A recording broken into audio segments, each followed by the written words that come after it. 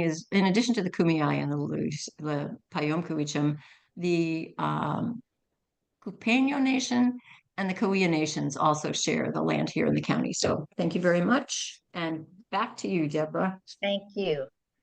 And without further ado, I'll let Andy take over from here. All right. Well, thank you very much for the invitation. I'm gonna go ahead and start sharing here. Also, apologies, I've got a cold, like seems like everybody else around here now. So that's why I sound a little nasally.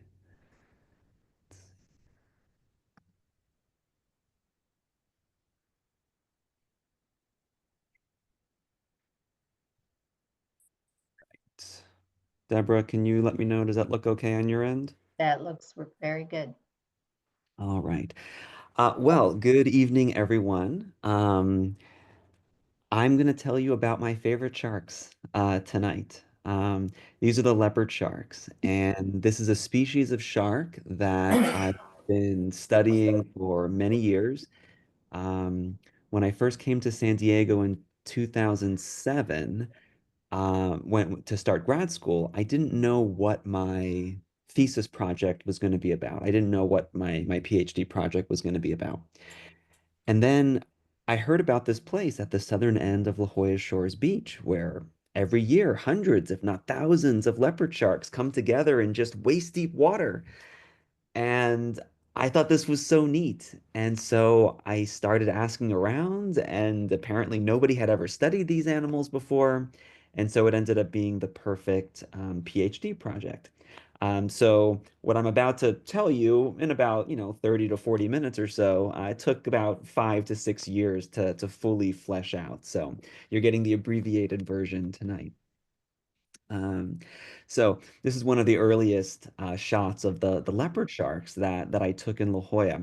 This grouping of sharks, we call it an aggregation. Some people call it a school, but when we talk about a school of fish or a school of sharks, it typically implies that they're all moving together in one direction. An aggregation just means that they're hanging out together and they may just be kind of randomly swimming around. And that's really what these leopard sharks are doing. Um, this is some of the earliest aerial video that I ever shot of these sharks because I really wanted to try to get a feel for just, what they were doing at this spot. And when I show my students at Point Loma this footage, and I ask them, so how do you think I shot this footage? Of course, their first answer is, well, a drone, obviously. And then I tell them, well, obviously, I shot this in 2008, well before drones were all the rage and widely available and affordable. So the way that I shot this video, I had to get creative. I would have loved to have had a helicopter, to take nice video of this. That wasn't going to happen. So I had to get creative, and I used a very large helium balloon that was tethered with fishing line to the ground and with a camera mounted to the bottom. So before I show you that picture, you can actually see the shadow right here of that balloon. It's a 6 foot diameter helium balloon. There's the shadow right there. Um, that's what it looks like. It was from an advertising company, so we figured, might as well advertise for the Birch Aquarium while we're at it. And then we have a first generation GoPro camera mounted on the bottom of that. So this was pretty big. You can see me holding it there for scale. But that's how we got some of these first aerial shots of these leopard sharks. Um, I'm sure most of you are familiar with the La Jolla area, but just in case some of you aren't, I just want to orient you to the location here. So the leopard shark aggregation happens here at the southern end of La Jolla Shores Beach. And if you talk to any of the local snorkelers that enjoy coming to this area, they'll tell you, that's the marine room area. And so the marine room is a restaurant that's right there on the beach, and that usually is kind of the leopard shark area, give or take maybe a few hundred feet up and down the beach. And up here on the upper left, this is what the leopard sharks look like from the water level, right? You can see those shadows swimming underneath the water. So, as you can imagine, when I first heard about these sharks and I started asking questions, my immediate question was why? Why do these leopard sharks aggregate? Why do they come together like that? And why at that particular spot? Why not say a couple 100 feet one way or the other up the beach? And so that became my big research question for my dissertation work, which I'll be telling you about today. So first, a bit of background. So the leopard shark is endemic to the western coast of North America, which means they're found here and nowhere else in the world. So that makes them really special. And although their entire range spans from Washington State down to Mazatlan, Mexico, really the core of their range, where they're most abundant, is throughout the state of California. And throughout California, there are other places where leopard sharks are known to aggregate, form these groups. Some examples throughout California, other places where they aggregate, include Humboldt Bay in Northern California, Tomales Bay, which is just north of San Francisco Bay. San Francisco Bay itself is another place. Elkhorn Slough, which is in the back of Monterey Bay. Morro Bay, various bays and coves around Catalina Island. And so when I started doing research about where else do we know about these leopard sharks aggregating, it turned out that what we knew was that they mostly aggregated in sheltered bays, coves, and estuaries.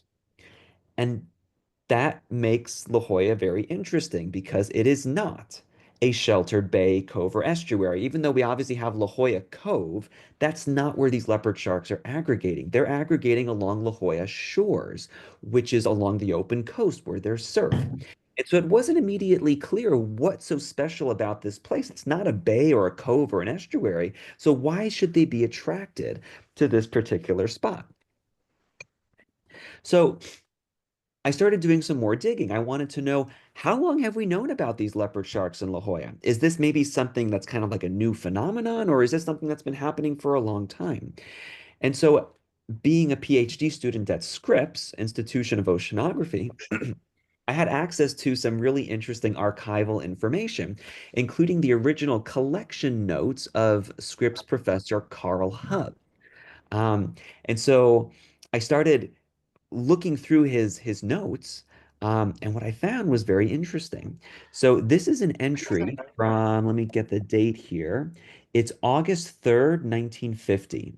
The location just south of La Jolla Beach and Tennis Club on La Jolla Shores. So that would put them right about here. And he catches a whole bunch of things in a beach seine, but including Triachus semifasciata, that's the scientific name for leopard sharks. He notes catching 3 large adults about 5 feet in length. So the point is that we've known about these leopard sharks at this location since at least 1950, and they've probably been there a lot longer than that. So this was nothing new. So now the trick was figuring out, okay, why are they here and why that particular spot? Now, although everywhere else in California, leopard sharks are known to aggregate in these estuaries, right? These sheltered bays and coves. And if you don't know, remember, an estuary is an area where fresh water meets salt water. So it's kind of a mix of salt and fresh water. Um, it turns out that La Jolla historically was an estuary, a sheltered one.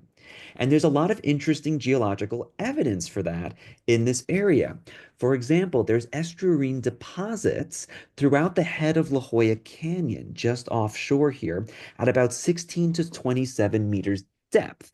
Now that makes a lot of sense because 8 to 10,000 years ago, water levels were much lower, probably about 16 to 27 meters lower. So it makes sense that they would be found at about those depths. There's also outcrops in the walls of the canyon of mud, silt, clay, and gypsum. These are all things that are not typically found in an open ocean environment, but instead a calm and sheltered environment. There's fossils of brackish water ostracods, a kind of crustacean. There's fibrous root materials that have been carbon dated to about 8,000 years ago, again, consistent with lower sea levels at that time. And what's really interesting is that the remnants of this estuary, this lagoon, it actually persisted in La Jolla Shores through the early 20th century. If we look at some historical photos of the area, now over 100 years old, um, we can see the remnants of that estuary that used to be there. So this is a view from Scripps in 1916, looking south toward La Jolla. So up here is Mount Soledad, and the arrow there is showing what is now La Jolla Shores. It is completely underwater. This is another view from Mount Soledad, now looking north towards Scripps. You can see the Scripps Pier just barely right here. And again, most of La Jolla Shores is underwater. So this was a lagoon, and there was a barrier beach there that was sometimes open, sometimes closed. Now things get really interesting. Okay. What used to be known as, well, what is now known as La Jolla Beach and Tennis Club originally was going to be known as La Jolla Beach and Yacht Club. And so the original artist rendering looked something like this. They were going to take the remnants of that lagoon. They were going to carve out a channel through the barrier beach to make it open, and that was going to be a sheltered area for the boats. Now, that's all well and good. The problem is for that to work along a beach where there's wave action, you have to build a breakwater offshore to basically block the waves and allow that channel to stay calm for the boats to come in and out. They didn't really know about the canyon back then. So as they were dropping all of these rocks, hoping that they would pile up and form a breakwater, well, the rocks were just going right down the canyon and they were never actually accumulating. So it never became a viable option to have this yacht club. And so you can actually see there, this is an aerial photo from 1930. They had started to carve that channel out to make this kind of harbor behind the beach there. But again, they never actually got to do that because they couldn't build the breakwater offshore. And so now today they gave up with the yacht club and now it's the La Jolla Beach and Tennis Club. And all that's left of that ancient lagoon is the duck pond behind the beach and tennis club. Now, this is all a great story, and the question is though, how does this relate to the sharks? The point is that a long time ago, La Jolla used to look like all the other aggregation locations throughout California where leopard sharks still aggregate today. But La Jolla has changed a lot. That estuary, that lagoon is no longer there, but the leopard sharks are. And so the question is, why? What is still attracting them to this spot? So to get at that question, why, that's a big question, by the way. So we typically want to ask more pointed, specific questions, right? So one of those is, who are these leopard sharks, demographically speaking? Are they male? Are they female? Are they mature? Are they immature? Those would be important clues that would start to tell us why they might be there. What exactly are they doing there? Right? Are they feeding? Are they swimming? Are they mating? Are they just hanging out? Right?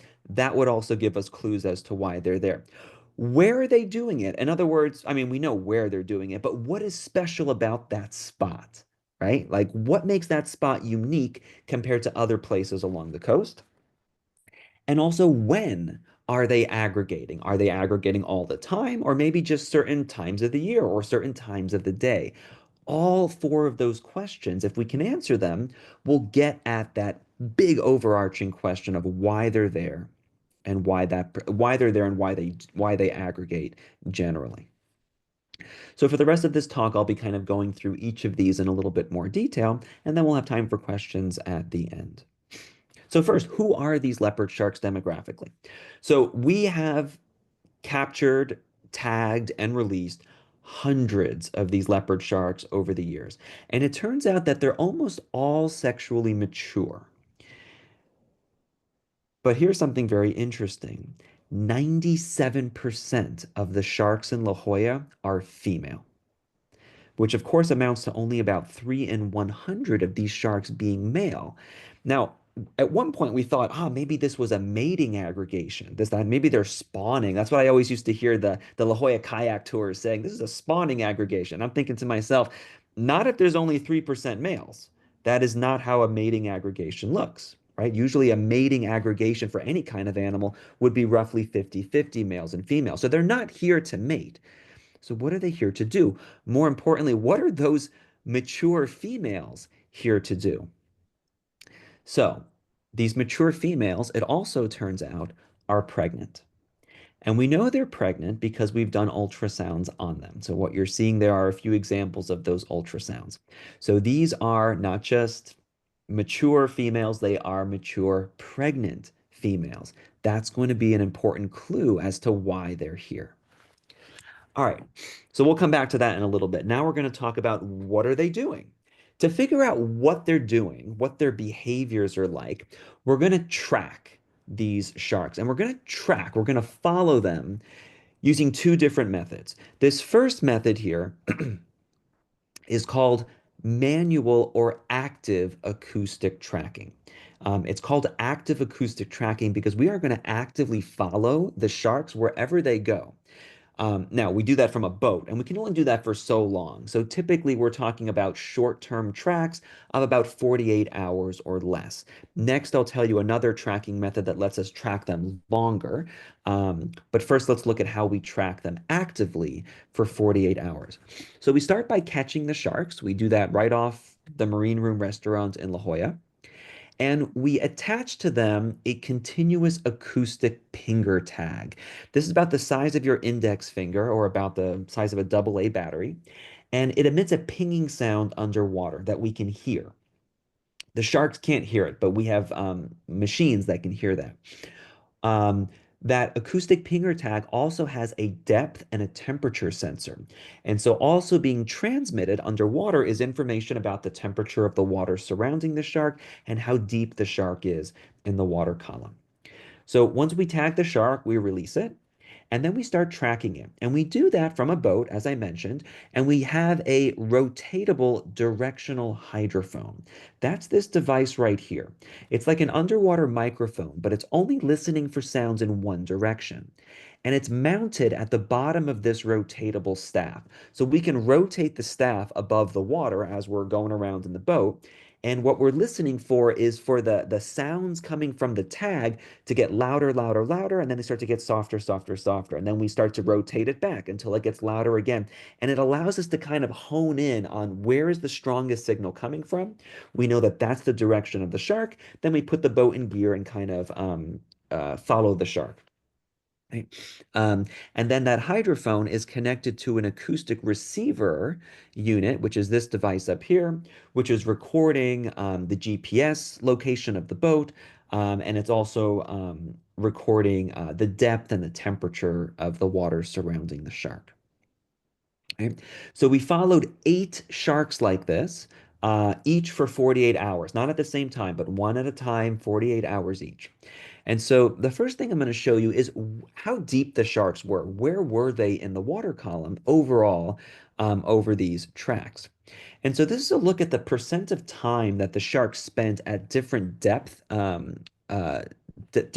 intervals. So that's what's being shown over here. These numbers are in meters below the surface. And the bottom line here is that the sharks spent the vast majority of their time, 70% of their time, within just the top 2 meters of the water column, just the top 6 feet or so of the water column. Right? And it turned out that they weren't just near the surface and like offshore over here. They were near the surface and very close to shore. They were often at and sometimes even inside the surf line. And so we started to wonder, well, why would they be so close to shore? And so one idea we had was, well, maybe that's a way of reducing predation risk, right? We often think of sharks as top predators, but leopard sharks are not top predators. They only get to be about 5 feet long. They're eaten by larger sharks, and in La Jolla, especially large male sea lions are known to eat leopard sharks. But anyway, we thought that maybe the leopard sharks, by hugging the coastline, they're basically eliminating one direction from which they can be attacked, that being from shore. So we thought that that might be a benefit, but it turns out that the male sea lions, which are the biggest predator of leopard sharks here, don't seem to mind, and they can get the sharks no problem. In fact, they've been observed to actually charge the leopard sharks against the beach. And they charge them with such force that they actually beach themselves with the leopard shark in its mouth, and then they pull the leopard shark back into the water. So the bottom line here is that being close to shore doesn't actually seem to reduce predation risk. In fact, it may make it worse by kind of trapping you against the shoreline. Um, so then the question is, okay, well then why are they so shallow and so close to shore? Well, this is also the warmest possible water that they can be in. So in the absence of any kind of like geothermal vent, right, which of course we don't have in La Jolla, it's not a volcanically active area, the only source of heat for the water is the sun. And the sun warms the water from the top down. And in addition to the sun warming the water from the top down, the direction of the breeze at the coast, which is usually onshore, right? When the Santa Ana blows, it goes the other way, right? But normally it's an onshore breeze. So what that means is that the um, uh, the wind is usually blowing that warm surface water shoreward and piling it up near the surf.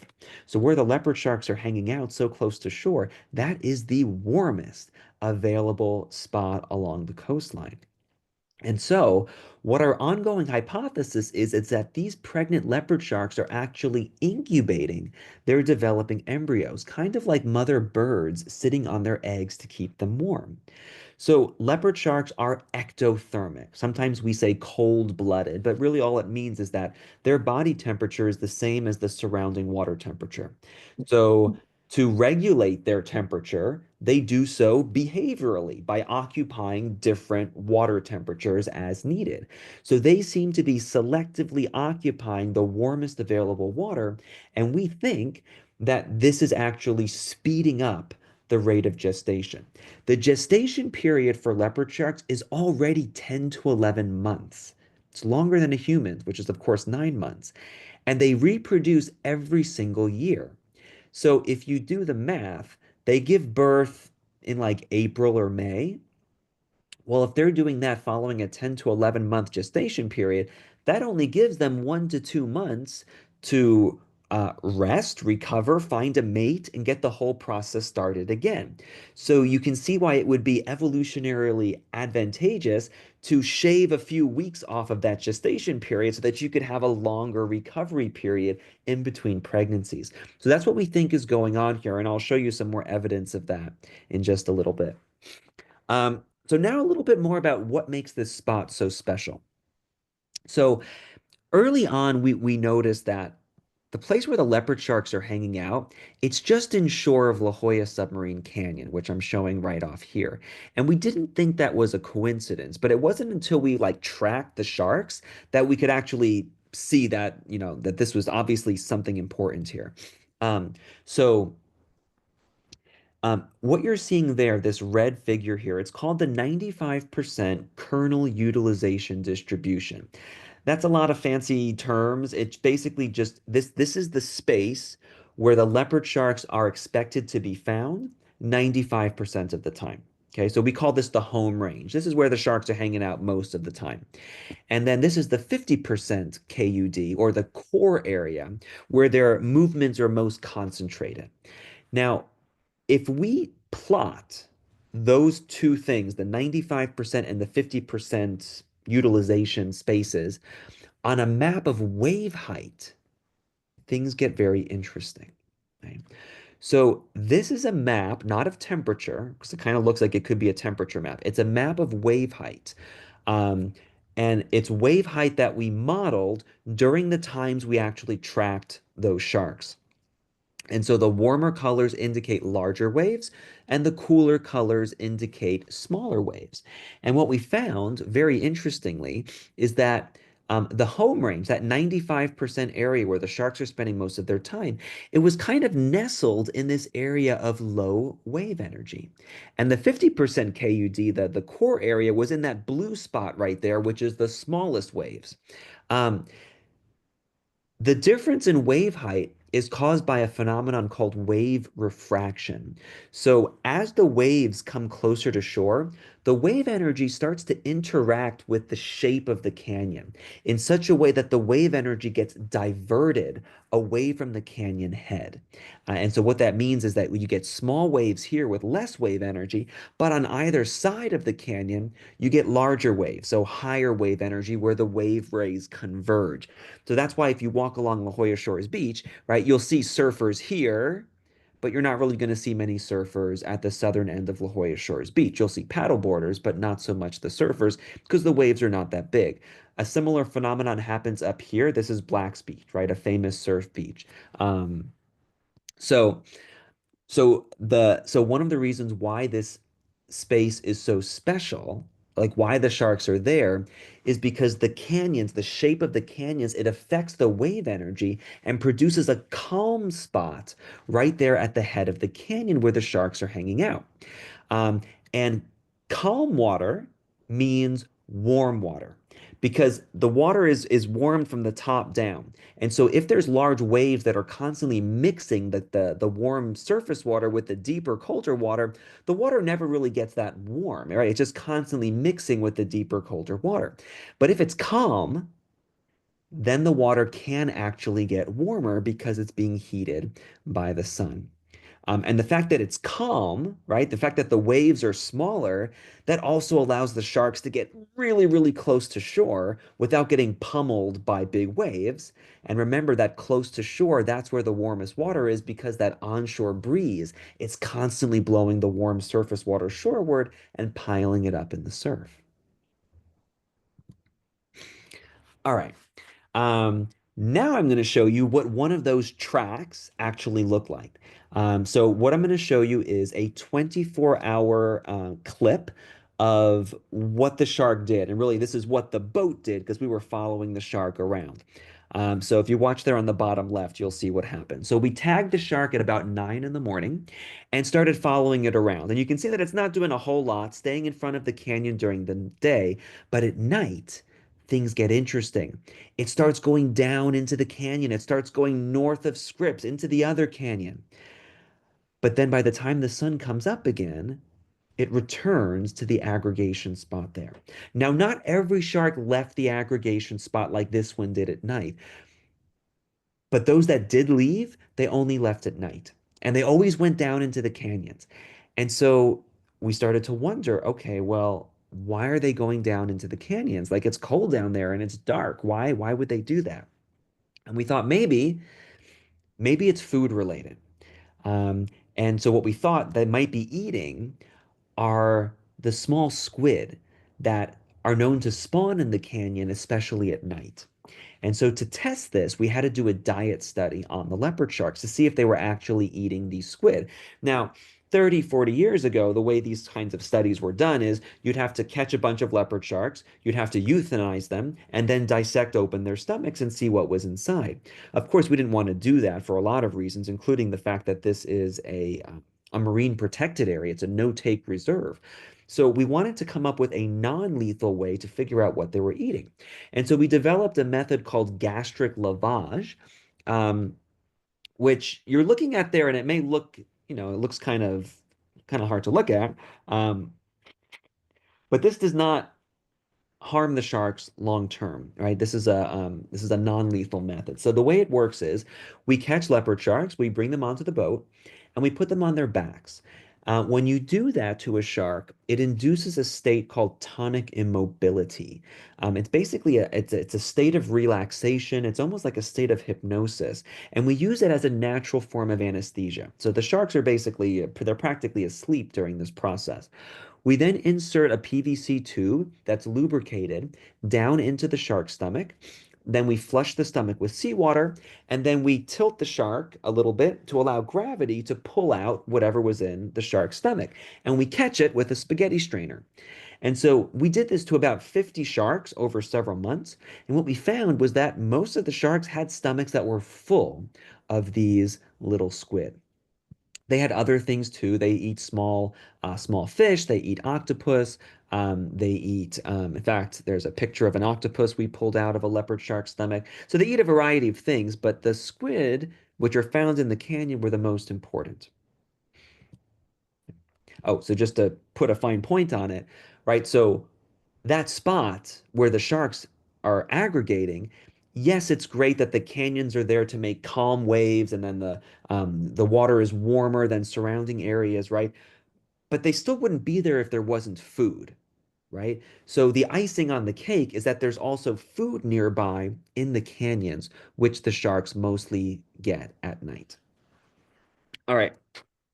So I mentioned earlier that there were two ways that we tracked the sharks. The first one I showed you, that was the short term, just like 48 hours at a time, where we follow the boat, or we follow the sharks with a boat, day and night, right? Um, that's obviously very exhausting. You can't do it for more than 48 hours straight. But yet we still wanted to be able to track sharks for a longer period. So I'm now going to tell you the other method, and it's called automated or passive acoustic tracking. Remember, the other kind was called active acoustic tracking because we actively followed the sharks. This is called passive acoustic tracking because we're not going to follow the sharks, we're going to passively listen for the sharks. And I'll tell you how right now. So we did this for about 19 sharks. And so again, we brought them onto the boat. We put them into tonic immobility on their backs, and we did a minor surgery on them where we actually surgically implanted acoustic pinger tags into their abdominal cavity. That is an absolute necessity because these sharks are always being found in kelp forests and seagrass and rocky areas, you can't expect a tag that you externally attach to stay with the shark for 3 years. I mean, maybe you would get a couple of weeks at the most, but eventually it's going to get pulled off or tangled up in kelp or something like that. So the only way we can know for sure that we're tracking a shark for a long period of time is to surgically implant the tag. So we do that, we suture them up. We had 100% survival with this process. And we know that because we could see what their movement patterns were like for the next several years. And so instead of actively following them, we're now passively listening. And we're listening for them with these devices here. These are underwater acoustic receivers. But unlike the active tracking method, which used a directional receiver that listens in only one direction, this kind of receiver is an omnidirectional acoustic receiver. It listens in 360 degrees.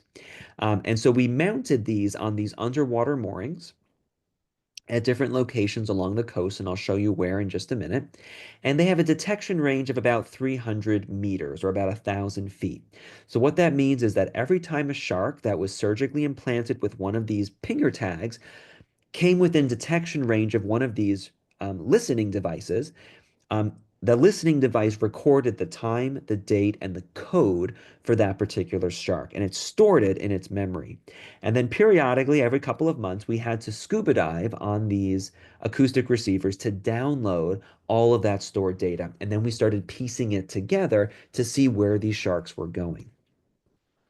So we had 7 of these underwater omnidirectional acoustic receivers, and it spanned from the mouth of the Tijuana River in the south up to San Clemente Pier in the north. And of course, we had one in La Jolla, and we positioned it so that its 300-meter detection range would encompass most of that 95% area where we know the sharks are spending most of their time. So that way we knew that if the sharks were aggregating in La Jolla, we would be likely to detect them with our acoustic receiver that was there. And during the more than 3-year detection period, from July 2009 until September 2012, across all 7 of those acoustic receivers, we recorded over 750,000 detections. That's a lot of raw data. And so what I'm going to do now is distill out some of the main patterns, the main trends that we were able to pick up from all of those raw detections. So the first take-home message is that the sharks exhibited strong daily fidelity to the La Jolla aggregation site. And what I mean by that is that they could have swam and hung out anywhere along the coastline. But what you're going to see is that they spend most of their days at La Jolla. So you're looking at the study area, but we're now looking west, right? So south is to the left, north is to the right. And that little bar graph shows you the relative amounts of days on average that these tag sharks spend at these different locations. And so basically what's being shown here is that La Jolla is really, really special. So on average, these sharks spent 288 of their days at liberty within range of that La Jolla acoustic receiver. And what's amazing is that the next closest receiver, which is called Dyke Rock here, that's only a mile away. It's just on the other side of Scripps Pier. And you can see that, you know, it's a tenth maybe of the amount of time that the sharks spent there. So they are very particular about La Jolla. The other take-home message is that the sharks exhibited strong annual fidelity to the La Jolla site. In other words, they returned year after year. So what I'm going to show you here is these are the years of this particular study, 2009 to 2012. And remember that we tagged 19 sharks. 12 of those were in 2009. That's what those 12 dots are. And 7 of those were in 2010. That's what those 7 dots are. After 1 year, 73% of those 19 sharks that we tagged came back the following year, either 2010 for the 2009 sharks or 2011 for the 2010 sharks. 73% came back after 1 year. Moving an additional year, 2 years, more than 50% of the sharks came back in 2 consecutive years. And then finally, 3 years, and for that we can only look at the 2009 sharks. 50% of those came back in 3 consecutive years. Again, they could go anywhere along the coast, right? They're found all throughout California, but they are coming back to La Jolla year after year after year. Now, some of these sharks didn't return, and so we should ask why. Why didn't they return? Well, we know that at least 2 of them were captured and killed by fishermen. And that's okay, and that's perfectly legal. That's, you know, and then they were caught outside of the marine protected area. Um, but that explains why at least those 2 were captured. And we know that sometimes leopard sharks are captured but not reported back to the scientists. So in addition to surgically implanting that transmitter, we also put an external, what's called a spaghetti tag. It's just an ID tag on the outside, and it has like a phone number and information to report if you catch a shark. So that's how we knew about these 2. But it's quite possible that additional ones were captured and just simply not reported back to us. It's also possible, we don't know for sure, that some of these sharks may have gone to another aggregation site, right? We just don't know. But the bottom line is that at least 50% of them show strong annual fidelity coming back year after year after year. All right, I'm going to show you these data in a different way. We're going to focus on just the 6 sharks that came back in each of the 3 years after they were tagged in 2009. Their full detection records are shown as these 6 white and black ticker tape looking things. Each one of them spans 24 hours from left to right, and the whole study period, more than 3 years from top to bottom. If we zoom in on one of these little ticker tapes for one of these sharks, we see these little black pixels. Every black pixel you see there is a time when that shark was detected in La Jolla. So in other words, wherever you see black, the shark was in the La Jolla aggregation spot. So one thing you can notice, right, if these things span 24 hours from midnight to midnight, you see how it's all black here in the middle. And that means that the sharks are aggregating mostly during the day, but at night, where we see less black, it's because they're going off into the canyon, they're doing their thing. I showed you that before, right? So we see that daily pattern. But more importantly, we see that annual pattern where all 6 of the sharks are present. Then they're largely absent. We see all that white space. Then they're present again. This is the following year. Then they're absent, present, absence, right? So we can distill out from all of that raw data the following trends for when the leopard sharks are most abundant at the La Jolla aggregation spot. So what you're looking at here is months, January through January. And on the y-axis here, it's the average female abundance per day. So in other words, it's the average number of tagged sharks that were detected during that particular time. And so what we see is that there is a clear high season. The high season where we see the most sharks, it spans from about late June through early December. And this is after the known pupping season of April to May. So although there are some sharks present during the pupping season, we don't think that the main purpose of that leopard shark aggregation is to give birth. Certainly some give birth there. We do occasionally see some little shark pups swimming around. But if all of those hundreds of pregnant females were there to give birth, we would see way more pups than we do, right? So the timing goes that they're giving birth mostly somewhere else, then they're mating again somewhere else because there's no males, there's very few males in La Jolla. And so when they arrive in La Jolla in late June, they're already pregnant. They're in the early stages of pregnancy. One other interesting thing is that the abundance of the sharks over the course of a year, it correlates really well with sea surface temperature. So as the sea surface temperature is increasing over time, we see the number of sharks increase over time. All right. So just to wrap things up now, now you know who these leopard sharks are, why they're there, why that particular spot. I also mentioned this is inside of a marine protected area.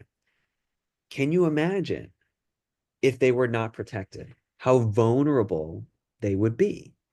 I mean, imagine how easy it would be for a bunch of fishermen to come in with, some nets. I mean, they could wipe out the whole population in just an afternoon. So this is one really important role that marine protected areas can play. And that's that little La Jolla Marine Protected Area, although it was not originally designed to protect leopard sharks, it clearly serves that role, protecting not just this generation of leopard sharks, but remembering how they're all pregnant, future generations of leopard sharks as well. All right. So I want to make sure that we have time for questions. So I want to end it there. Thank you for listening. I hope you've learned a lot about our local legends, the leopard sharks, and I'll be happy to take any questions you have.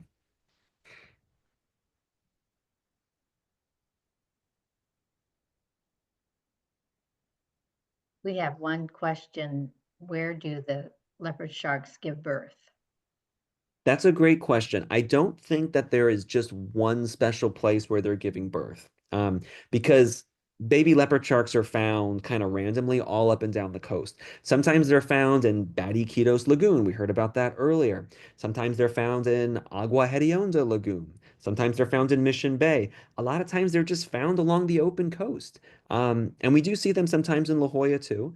So I tend to think that there's not one special place, but it's got to be some place where the leopard sharks have food and where they have some hiding places. So usually like rocky reefs or areas where there's seagrass or very shallow bays, those would all be really good places to give birth. Let's see, Marco? Um, yeah, is this biology consistent with, the other places you mentioned, like San Francisco Bay and Monterey Bay and Tomales Bay? Yeah, there's some places that are a little different. The one in Monterey Bay, there are more males mixed in. But let's see, the ones that are on Catalina and the one that's up in Humboldt Bay in the north, those are all almost exclusively mature females. I don't know if pregnancy has been tested with those, but almost certainly they are pregnant as well. Yeah, so it seems to be consistent. So in the end, right, the take home message is like the La Jolla aggregation site is actually not that different from all the other aggregation sites. It's just that it doesn't look the same. It's not a sheltered bay or cove, but because of the effect of the offshore canyons and how they affect the wave energy, it actually mimics the conditions of a calm, sheltered bay. Isn't there like a seasonal aspect? Like I've been told it's like, like August through October is the season. Yeah, I mean, they can be found year round, but they're most abundant from June through December. And I would say August to September is definitely the peak season. I will tell you that I just flew my drone in La Jolla on Saturday in mid-January, and there were hundreds of leopard sharks still. Part of the something else that we discovered over time was that the leopard sharks, they stick around in La Jolla until the first big storm, the first big rain and wave event. And usually we get that in November, December, the latest. And then the leopard sharks disappear for a while. We haven't gotten that yet. And I think that that is why the leopard sharks are still as abundant now as they are in August or September. Yeah. Let's see. Oh, I can look at the chat here, look at a few other questions. Where do they give birth? Okay, we had that one. How long does it take a baby shark to mature? So when the sharks are, so a couple of just fun shark reproductive facts. Leopard sharks give birth on average to a litter of 20 pups at a time. So their litter size is 20 on average. But that can range from like just a handful to close to 40. It kind of depends on the size of the mom. The larger the mom, essentially the more pups she can fit inside of her. So we tend to see that correlation between litter size and the size of the mom. Um, when they're born live. So leopard sharks do not lay eggs. They're born live. They're born at about 8 inches long, so about the size of a Snickers bar, so pretty tiny. Um, and they will reach sexual maturity. It takes about somewhere between 10 and 15 years. Um, Leopard sharks live to be about 30 years, 25 to 30. So they don't reach maturity until they're halfway through their life cycle. Um, and that's very common for all sharks and rays too. And that's one of the reasons why sharks and rays are so vulnerable to population declines, because if we overfish them, for instance, they are just so slow to grow and so slow to mature that it can take decades for their populations to recover. So yeah, so about 10 to 15 years to reach maturity. Um, and then let's see, pupping season, April, May, but do they ever give birth at other times of the year? Maybe pure, like maybe a here and there that might happen, but April and May is definitely the peak time. I mean, maybe you might get like March and June, kind of like the tail ends of that. But I don't think we really have any births outside of that, at least not in the wild. In captivity, the sharks may give birth year round. I don't know in aquariums. How dangerous are they to humans? They are not dangerous. They do have teeth, though. I can't tell you how many times I've heard people say, "Oh, the leopard sharks, they don't have teeth. They just kind of have like these like plates for crushing." And I'm like, "No, no, they definitely have teeth. Um, they're just not going to be able to take a finger or a hand off, right? They could give you a nasty cut. It could get infected. I mean, so they are predators after all, but they're really not harmful to humans. If you were to grab one of them, they may try to defend themselves, which they're going to do with their mouth. But otherwise, they're really skittish. They're actually, they can be hard to approach. A lot of times, if you're like swimming or making too much noise, or if you've got scuba bubbles, the sharks don't like that. They're going to swim away. So a lot of times, the best way to see the sharks is to just float, just motionless, and allow them to come to you. Um, let's see. Is the Torrey Pines great white shark aggregation also a nursery? Yeah. So all of Southern California is considered a nursery area for great whites.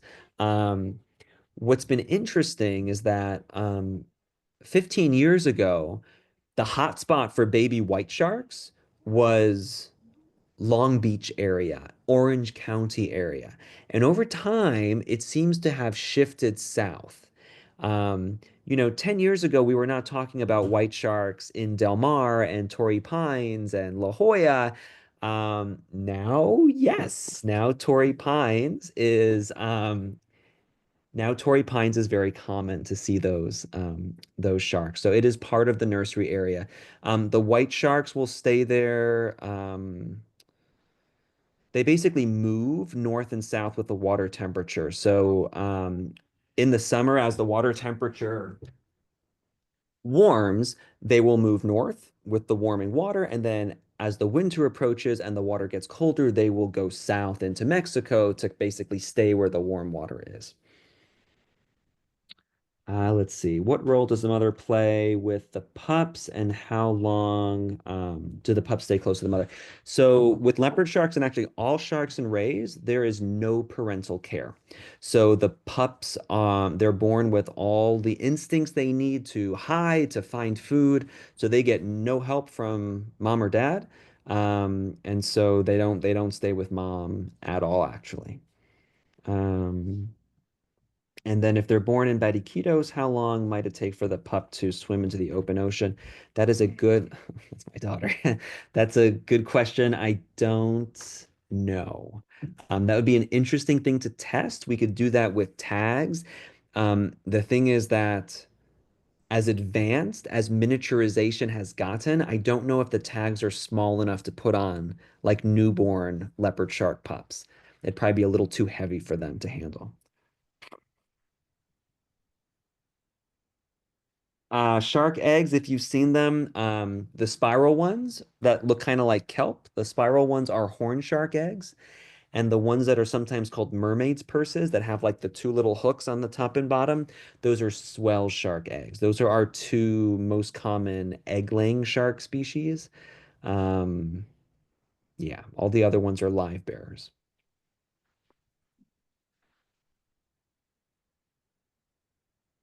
Any other questions?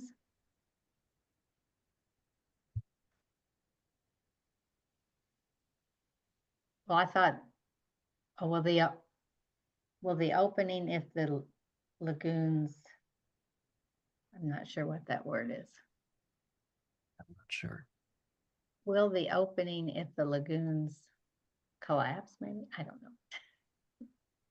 Paul? Yeah, will the opening of the lagoons like Santa Leo Lagoon affect the aggregation points?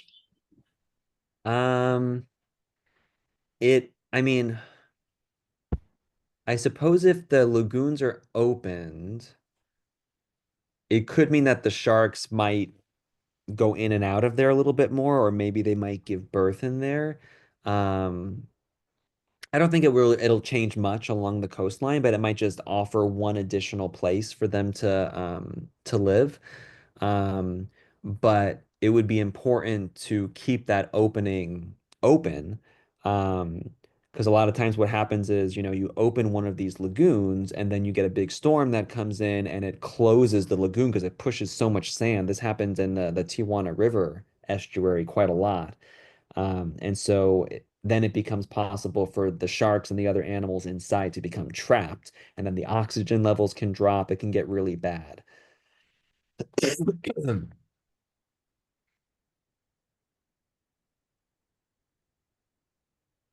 There's an interesting question. Are there shark toxicology issues?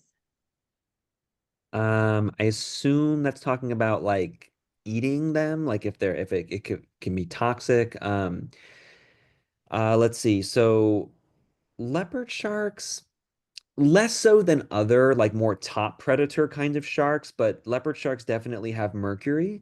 And sharks in general, like tuna, do accumulate mercury over time. You tend to see higher levels of mercury in animals that are high or predatory fish that are higher on the food chain. So leopard sharks are kind of in the middle. Um, so yeah, so that's one thing. PFAS, I have no idea.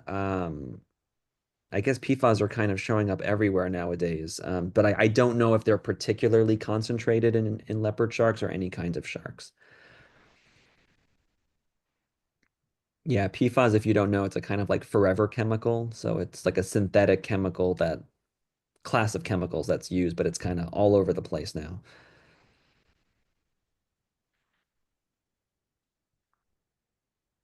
Well, thank you very much. I think this was a very interesting talk and you're getting a lot of great reviews here. So I appreciate it. Okay, Hope you thank you. feel better soon. Thank you. Yes, me too. And to everybody else, it was good seeing you all our next meeting is February 19th. And the topic will be on composting. Holly Holland is going to be our speaker. So hope you can make it. Thank you. It was great. Thanks again. Thanks a lot. Bye-bye, everybody.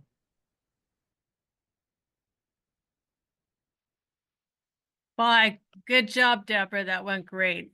Thank you. The Thank you. I mean, the only glitch was the waiting room, but no big deal. So, Yeah, that kind of. but the presentation went, I mean, that was the most important part, and that just went Yeah. great. So Yeah, he was really interesting. that was great. Yeah, a great speaker, is interesting, and Yeah. and his videos worked well. I remember they Yeah. didn't before. Yes, So. that was.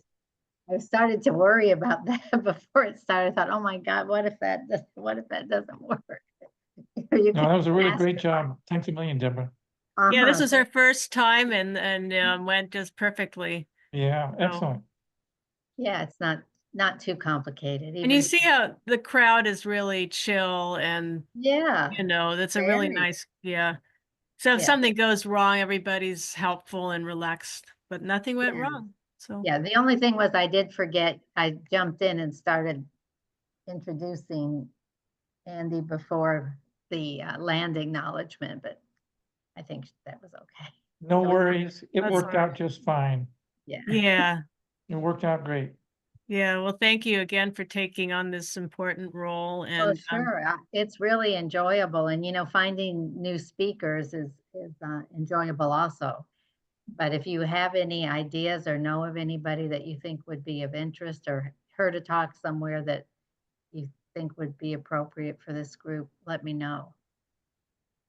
Be happy to pursue that. That's okay, great. well, Debbie. You have a good night, okay? Okay, 100% thank now. you. bye everybody. Thanks again. Bye-bye.